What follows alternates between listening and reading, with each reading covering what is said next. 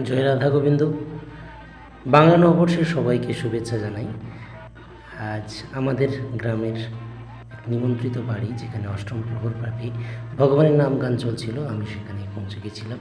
পরিবেশটা এমন, মঞ্চের মধ্যে ভগবানের নাম চলছে আর সবাই প্রাণ ভরে শুনছেন বা নৃত্য করছেন। আর এখানে এই প্রসাদের ব্যবস্থা, অন্নভোগ রান্না হচ্ছিল এবং সেগুলো ছেঁকে ছেঁকে একটা পাত্রে রাখা হচ্ছিল। আর এদিকে এটা পটলের দোরমা, যেটাকে ফ্রাই করা হচ্ছিল। ফ্রাই করে যে ফ্রাই চলছে, কড়ার মধ্যে ফ্রাই চলছে।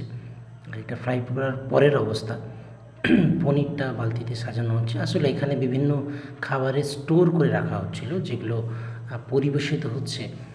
অনেক মানুষের সমাগম, যারা নিমন্ত্রিত আজকের এই নাম গান শোনার জন্য এবং প্রসাদ পাওয়ার জন্য। আর এখানে পরের দিন সকালে যে মহোৎসব হবে, নাম গানের সমাপ্তি হবে, তারই আনাজ কাটা হচ্ছে।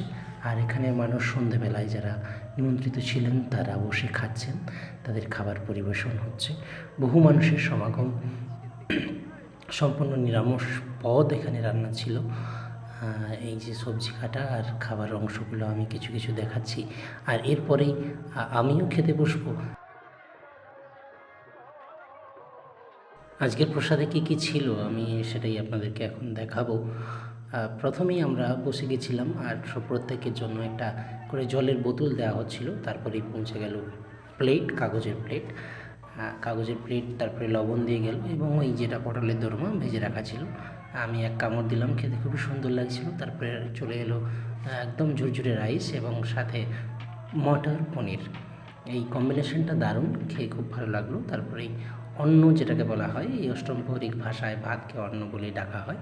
তারপরে মুগের ডাল এবং পরে একটা ঝিঙা আলু এবং মাশরুম দিয়ে একটা সবজি, এবং তারপরে রসা, যেটা সজনের ডাঁটা দিয়ে তৈরি হয়েছিল, এবং লাস্ট পাতে চাটনি।